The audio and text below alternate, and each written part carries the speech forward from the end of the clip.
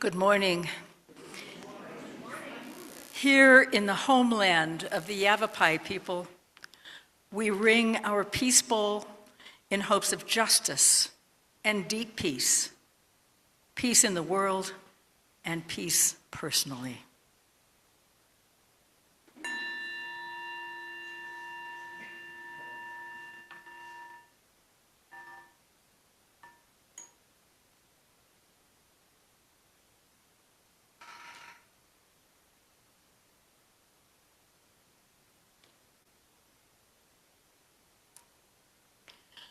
I am Krista Munson, pronouns she, her, and I'm your worship associate today. Our minister, the Reverend Michelle LaGrave, is on leave. This morning's message is the gift of tender mercies, brought to us by Cheryl Cross and Jim Lane.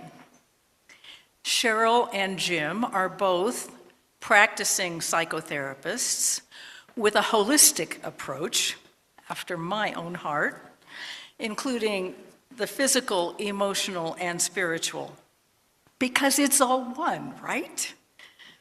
Drawing from many wisdom paths, including some from India. You may know these folks. They've been coming here for a couple of years. If you don't know them yet, talk to them during coffee hour. They divide their time between their homes in Prescott and Tempe. They are our speakers this morning because I love hearing the deep reflections of people in the congregation with spiritual practices. So I invited them. I am honored to bring you Jim Lane and Cheryl Cross. And if you are visiting here for the first time today, or if you're still new-ish, I'd like to extend to you a very special and warm welcome. We are glad you are here. Is there anyone who wants to talk to people during coffee hour as a new or newish person? Raise your hand. Okay. Whoever you are, wherever you come from, wherever you find yourself on your life's journey, whether you walked in or rolled in or zoomed in, whichever your pronouns, whomever you love, you are welcome here. You belong here.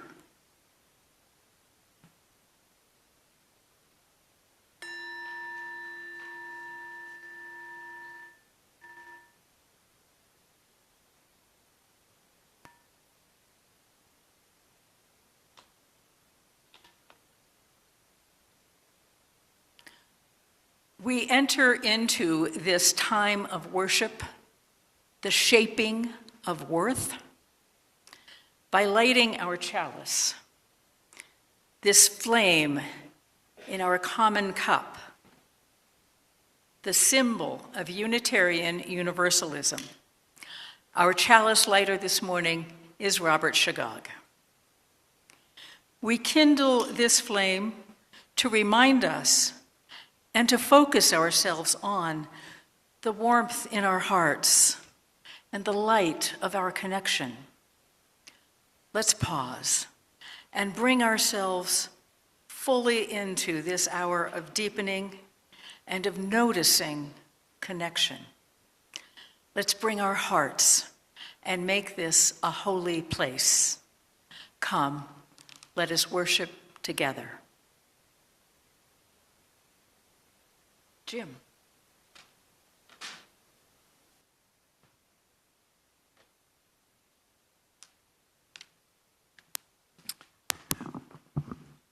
By way of introduction, I'd like to start with a poem by Mary Oliver, who talks about the nature of mercy that we receive from the universe. Hello, sun in my face. Hello, you who make the morning and spread it over the fields. into the faces of the morning glories and the tulips, and into the windows of even the miserable and the crotchety. Best preacher there ever was, dear star, that just happens to be where you are in the universe, to keep us from ever darkness, to ease us with warm touching, to hold us in the great hands of light. Good morning, good morning, good morning. Watch now how I start the day in happiness, in kindness.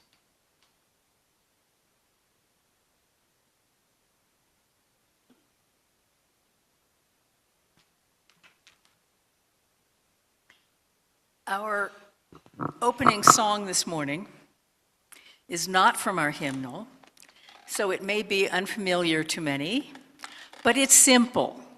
And I know that some of you know it. The words will be on the screens. I'm going to sing to you the first verse, just me singing. And then you can sing it back, and we'll sing it all together. And then we'll just continue together into verses 2 and 3, and then the chorus. And then, after the chorus, we'll sing verse 1 again. It's all going to be up there on the screens. And hint to all you interfaith choir singers, you know this one. Okay. So please rise, either in body or spirit, and join in singing I Will Be Gentle with Myself by Karen Drucker.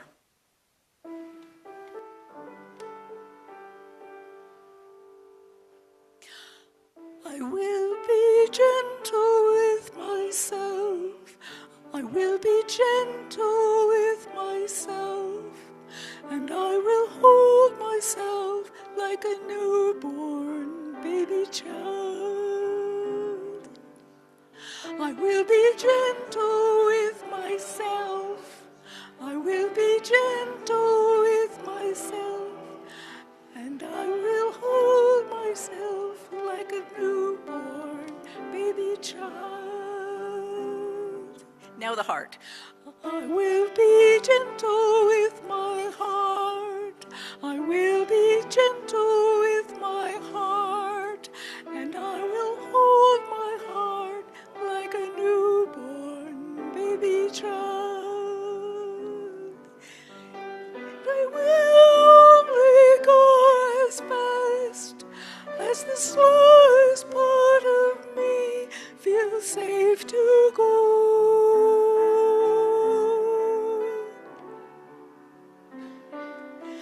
And I will only go as fast as the slowest part of me feels safe to go.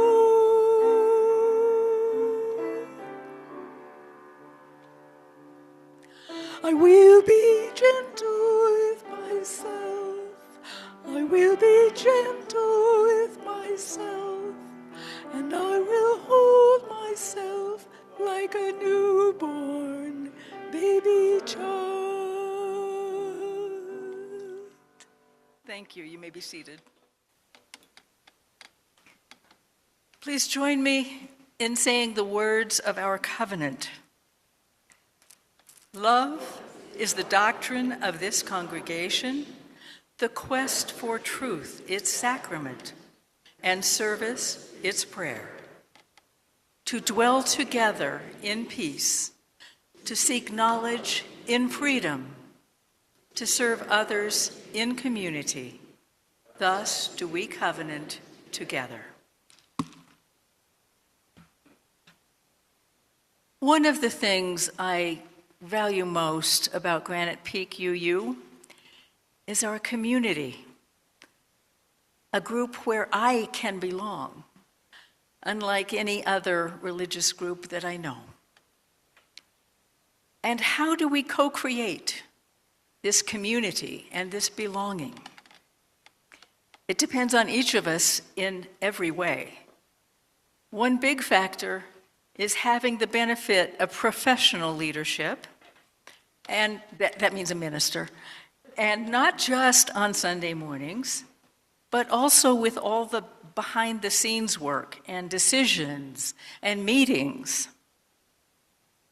We also have the power of having real estate that we own and that we schedule. It's a comfortable and conducive place to gather for Sunday mornings and for the meetings that make this congregation run, and for community meetings too, including some groups that might not otherwise find a home, a place to meet. And of course, all of this costs something. Plus, we donate half of each Sunday's offering to selected nonprofit groups that benefit people in our area. Half of what you donate today goes to the Hungry Kids Project of Chino Valley through the Chino Valley Educational Foundation. The project provides more than 100,000 weekend meals to unsheltered and low-income kids. If you want your entire check to go to feeding these kids, please write Hungry Kids on the memo line. Or, if you intend your whole check to go to Granite Peak as part of your pledge, please write Pledge on the memo line. Alternatively, you can give online using the QR code that I hope we have, or at our website, prescottuu.org. Please give as you are able. The ushers will now collect the offering.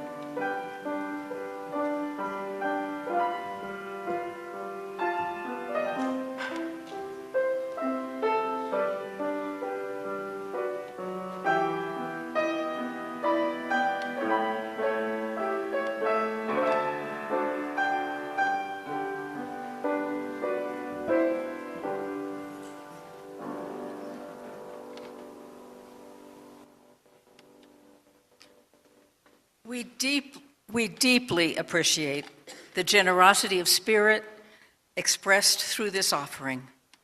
We receive with gratitude what you give in love.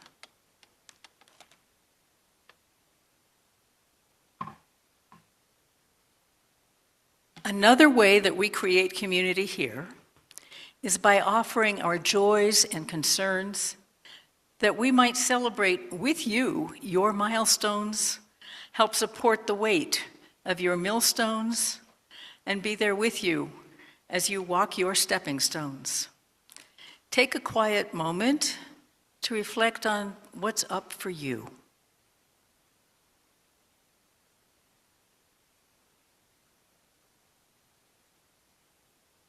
If there's an event that moves you to joy or concern, hope or gratitude, grief or remembrance, we invite you to come forward and silently drop a pebble from the dish into our communal water. And as the ripples in the water spread wider, know that your joys and concerns are rippling throughout this congregation.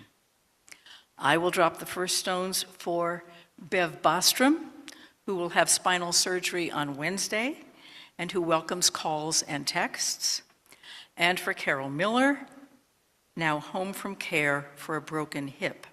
She welcomes phone calls or cards.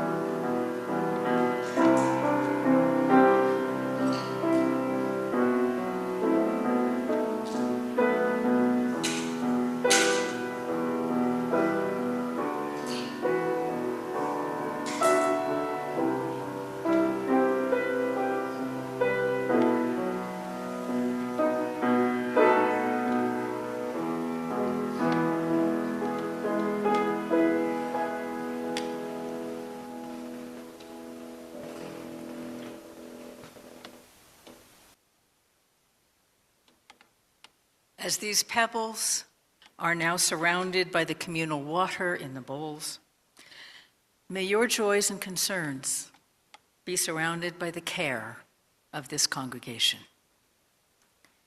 And may we continue this meditative feeling with our hymn, number 1008, in the teal hymnal, and you'll also see the words on the screen.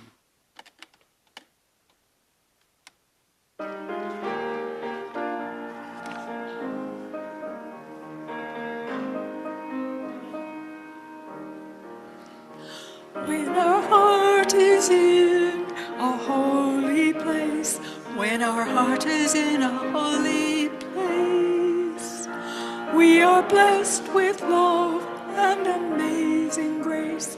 When our heart is in a holy place, when we trust the wisdom in each of us, every color, every creed and kind, and we see our faces in each other's eyes, then our heart is in a holy place.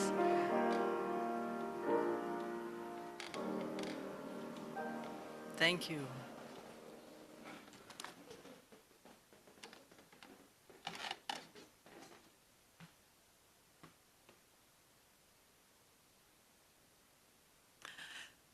So this poem is by Rosemary Watola Tromer. The title is Because. So I can't save the world, can't even save myself, can't wrap my arms around every frightened child, can't foster peace among nations, can't bring love to all who feel unlovable. So I practice opening my heart right here in this room and being gentle with my insufficiency. I practice walking down the street heart first. And if it is insufficient to share love, I will practice loving anyway. I want to converse about truth and trust. I want to invite compassion into every interaction. One willing heart can't stop a war. One willing heart can't feed all the hungry. And sometimes, daunted by the task too big, I ask myself, what's the use of trying? But today, the invitation is clear to be ridiculously courageous in love. To open the heart like a lilac in May, knowing freeze is possible, and opening anyway. To take love seriously, to give love wildly, to race up to the world as if I were a puppy, adoring and unjaded, stumbling on my own exuberance, to feel the shock of indifference, of anger, of cruelty, of fear, and stay open. To love as if it matters, as if the world depends on it. Love as if it matters, as if the world depends on it.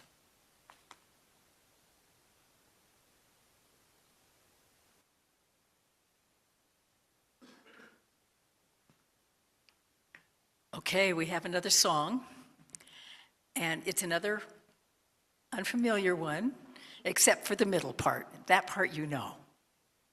And again, this one is not hard. We're doing this on a recording. So when you feel like you've got it, jump on in. The first verse about I am a light, it repeats 4 times. So you've got some opportunities, okay? And you'll recognize it when you get to the middle part. Okay, here we go.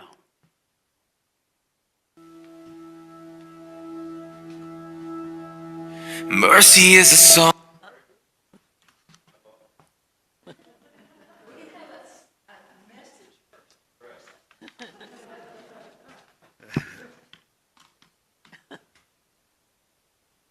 Good morning, everyone.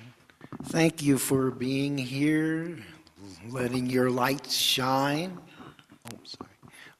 And it's such a pleasure to be here. Before I start, I really want to give a big thank you to Krista Munson. This is our first go-around at integrating into an order of service, and she's been just fantastic. I spent a lot of time, so thank you so much.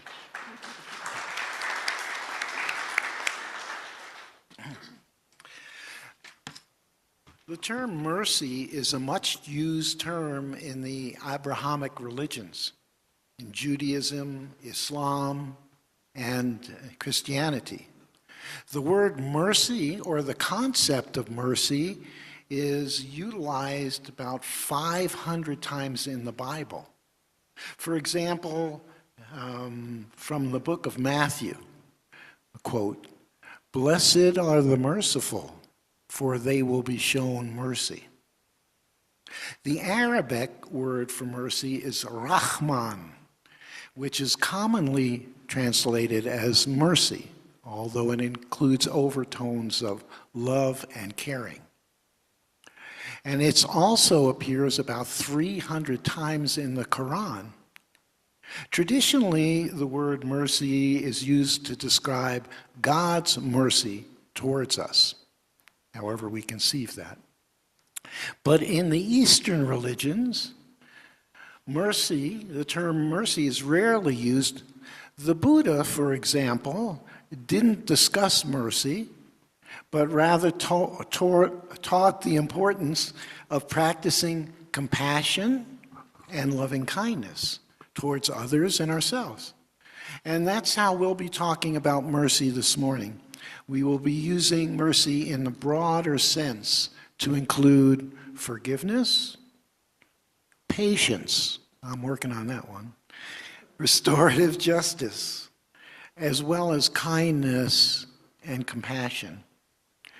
Mercy includes offering second chances to people who have, quote unquote, messed up. Cheryl and I see mercy as a medicine for humanity.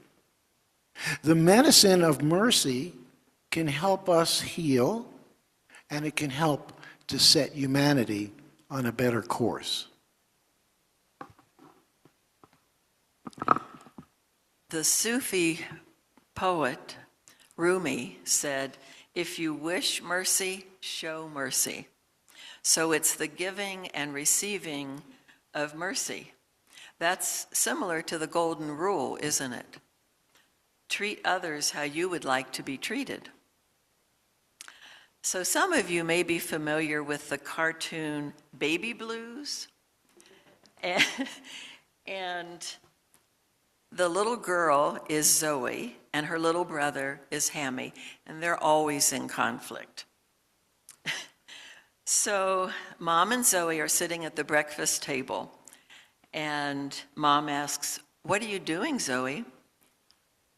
"Putting salt in Hammy's milk." The mom grabs the salt shaker and says, "What about the golden rule?" Zoe says, "Do unto brothers before they do unto you." Mom takes her arm and says, "Let's go read that again."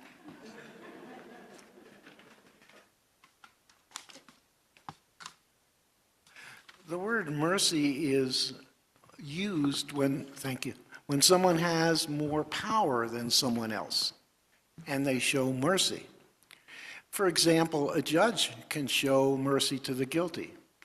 My dear brother was a judge in New York. After his passing, we heard stories about how he was merciful to the guilty and how they responded. Very touching stories. Let us remember how the United States showed mercy towards the Germans after they were defeated in World War II. It's very practical. We gave billions of dollars through the Marshall Plan to rebuild and help them to become a stable country again. And in our ordinary lives, of course, mercy can be practiced among equals, like between friends, family members, colleagues, acquaintances, students, and even spouses.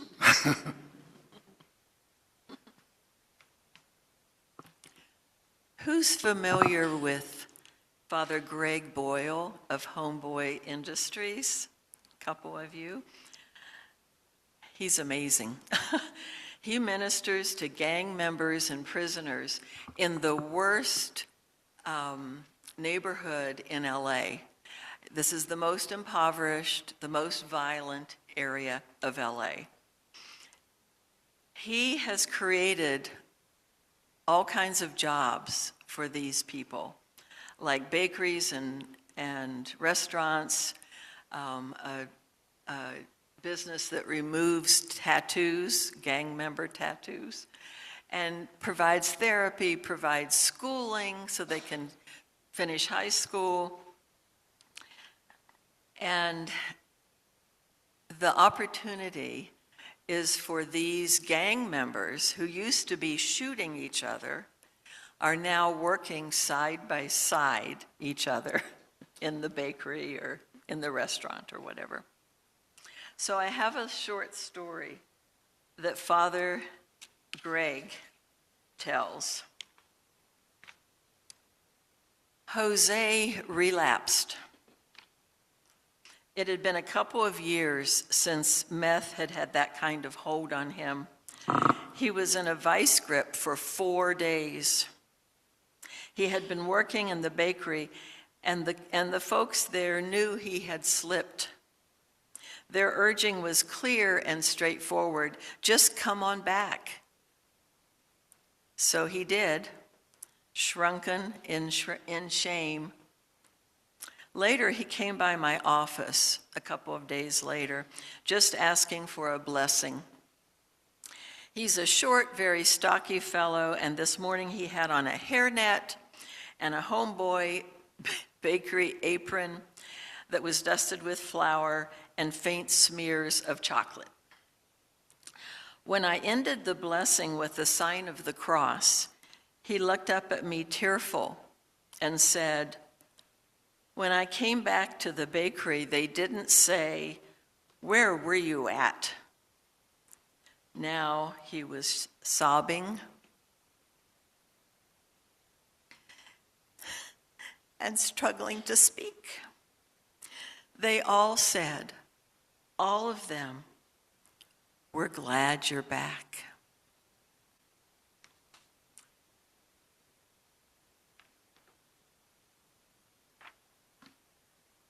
Oops. Oh.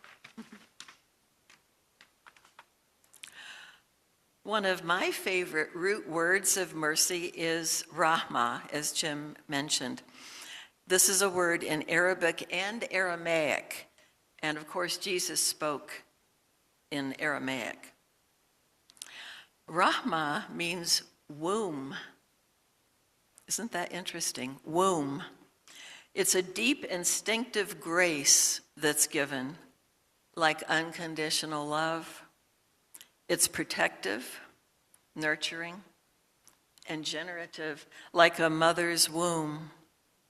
And of course, this kind of mercy can come from a father also, especially when he can see things through his son's eyes. And here's a story.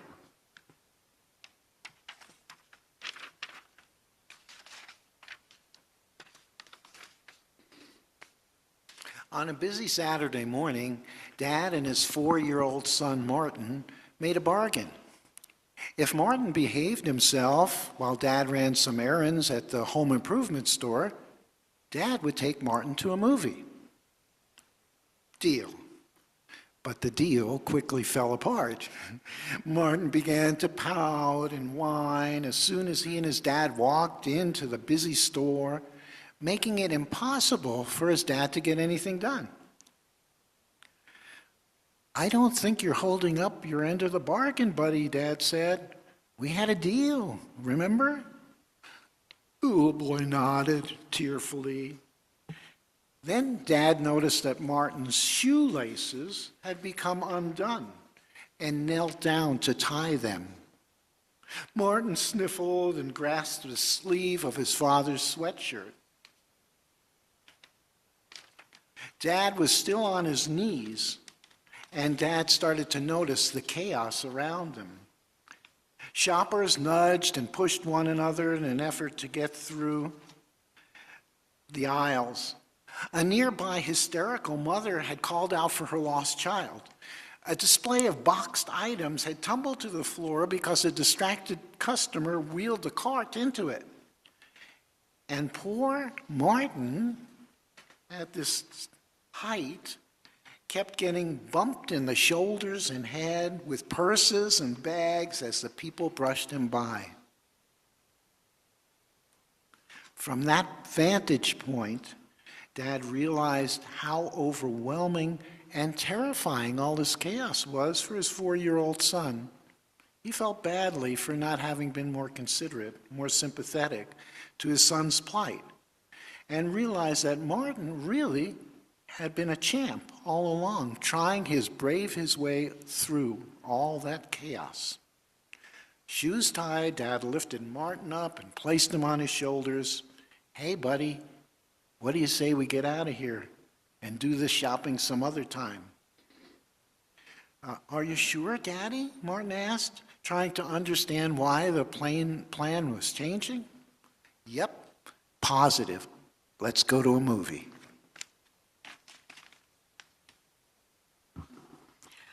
When Jim and I were at home discussing this theme, and I said, mercy is a womb.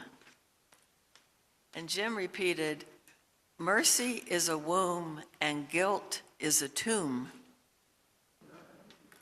We looked at each other and said, "That sounds like a poem."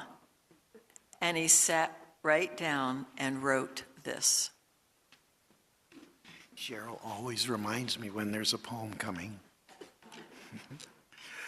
Mercy is a womb of understanding and compassion. Guilt is a tomb that locks out satisfaction. Don't entomb the aching heart, but give yourself a new start. Just offer tender mercy. Then the light will come shining through and illuminate the hearts and minds of others and of you. Yes, there are many lessons that come from day to day. It's through trial and error that we learn a better way. No need for self-recrimination, just the clarity of examination, which leads to kinder action that brings in satisfaction, and the ending of resentment to the birth of deep contentment, so that we can share with others who are our sisters and our brothers.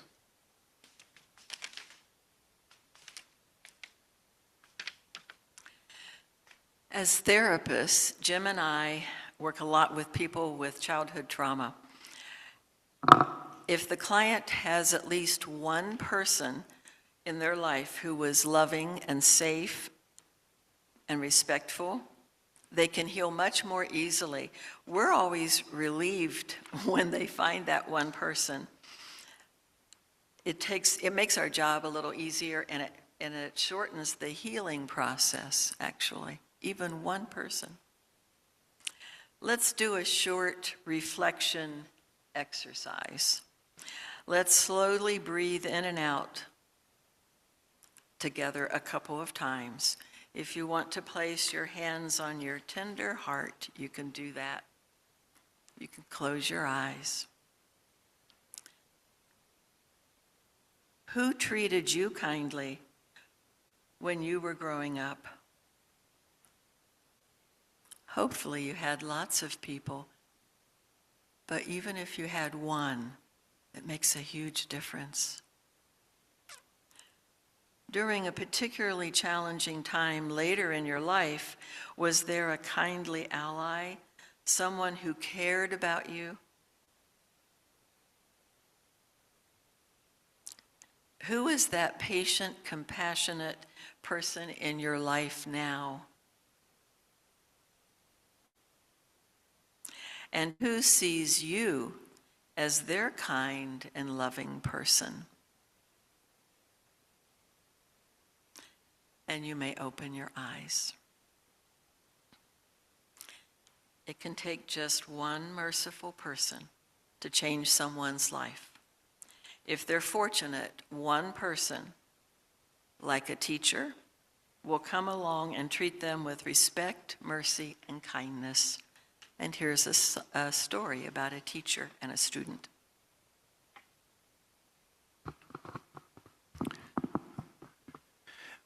Benny was the high school teacher's most troubled student, a teenage boy with a drug problem who was on the list to be expelled. His teacher begged with the principal for more time to work with Benny to help shift his focus. Sure, he had the classic troubled childhood background, which gave him very poor odds of succeeding at school. But she wanted to show Benny the power of having someone believe that he was more than his labels, more than the labels of drug addict, bully, troublemaker. According to the stereotypes, Benny was stamped for a life of delinquency. The principal reluctantly agreed to give her a few more months as part of an educational experiment. It was on her head if she failed. The teacher spent a lot of time with Benny, supporting him to change his life. She saw some really good progress. He stopped bringing drugs to school. His school attendance, his attitude, and even his engagement with other students improved. Then, unfortunately, she had to leave to resolve a family issue and was distressed to learn that Benny had eventually been expelled. He had relapsed in his behavior. Could he have sustained his progress if she had stayed? Was she silly to believe that one person, a person who was supportive, could make a difference? At that point, she felt like she would never know.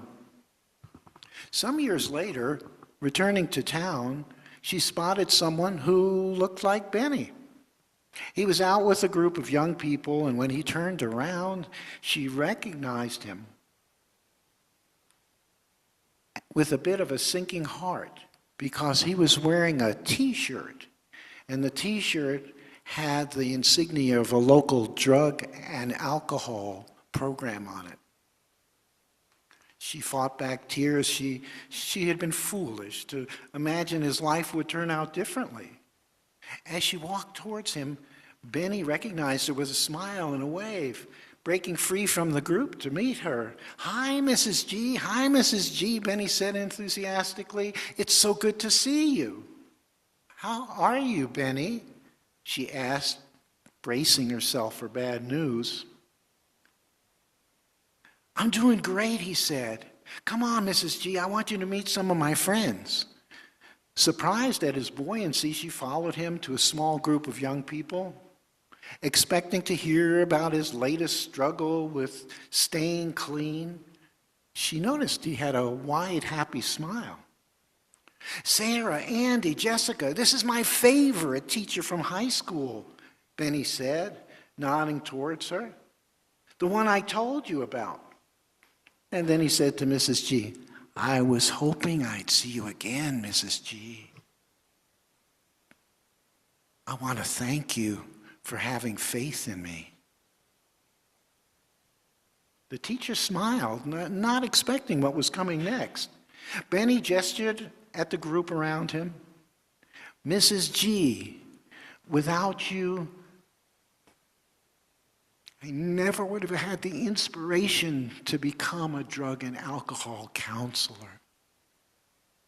And now, just like you showed me, I make sure everyone I work with understands that it just takes faith and kindness of one person to give you the courage to change.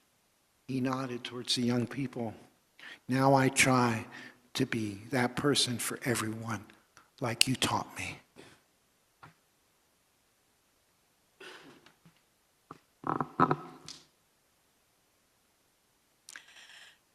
And finally, we'll focus on our relationship with ourselves.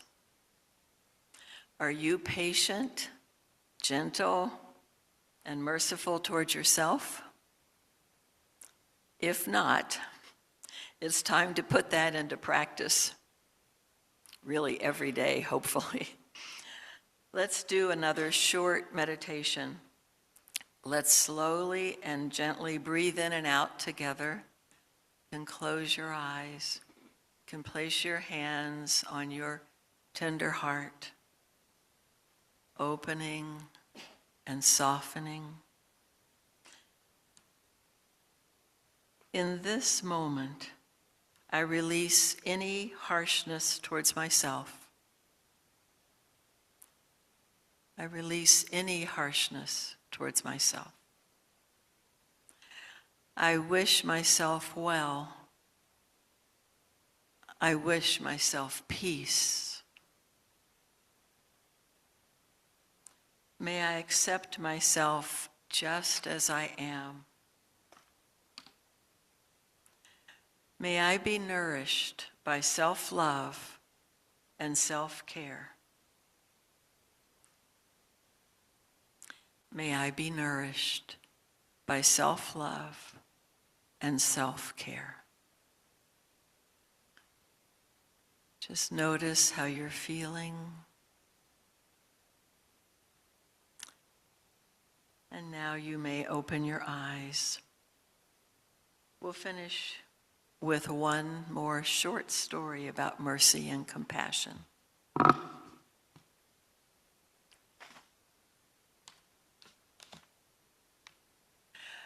This story is from the contemporary mystic Andrew Harvey, about a story when he was a young man.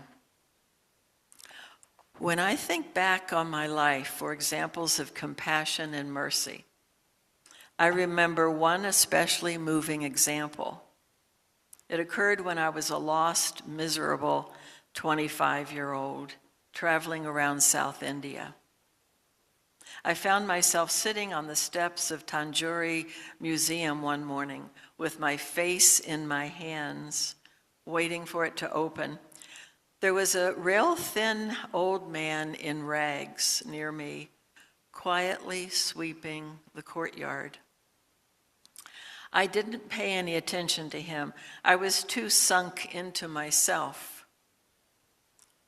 When I did look up, however, I saw that he had placed beside me a cup of hot tea and 2 biscuits, a gift that must have cost him half his day's salary.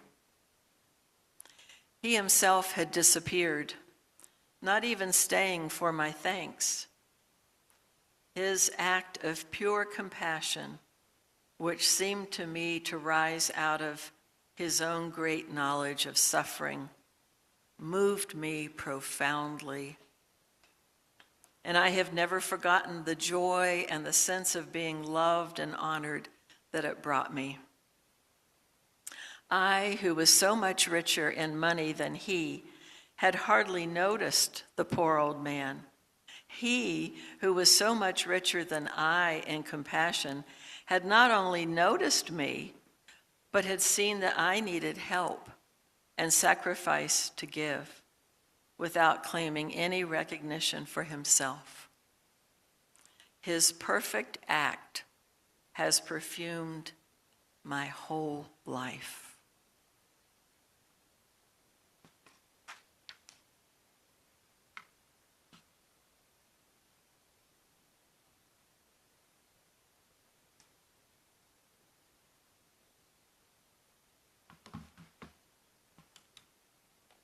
Thank you, Jim and Cheryl. Thank you.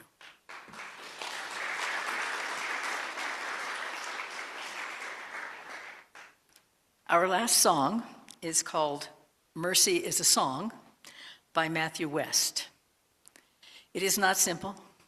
It is not short. It is not familiar. There are lots of verses with a message to hear. Now, if Matthew West is your guy, and you know it all by heart, and you just got to sing along, by all means, please do, and knock yourself out. But me, I'm not going to even try to sing all of that. Me and the rest of us chickens, we'll be doing well just to sing the chorus, okay? The verses are in white letters. That's Matthew's part, and yours if you want. And the chorus is in yellow letters. I'm only singing the yellow letters. Jump on in with me as you like. And when he comes to the end, and he, it sounds like the chorus, but he gets all fancy with it, I'm not singing that. No, that's not my part. But you can go right ahead. I'll be listening. And now, please rise in body or spirit for a musical experience. And this is a song that you can dance with. You can either sway Mercy is or dance. You can dance in the aisles, whatever you feel like doing. This is a celebration. And if you dance, you don't have to sing. Thank you. Thank you all. Robert, we're going to extinguish our chalice to close the worship.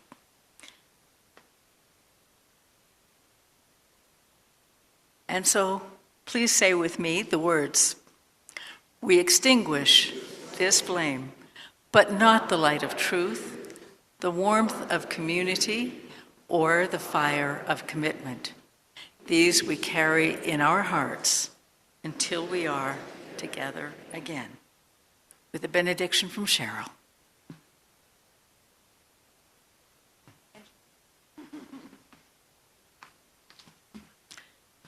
So these parting words are from the 23rd Psalm. Surely goodness and mercy shall follow us all our days, all the days of our lives. May it be so. May it be so. So it is.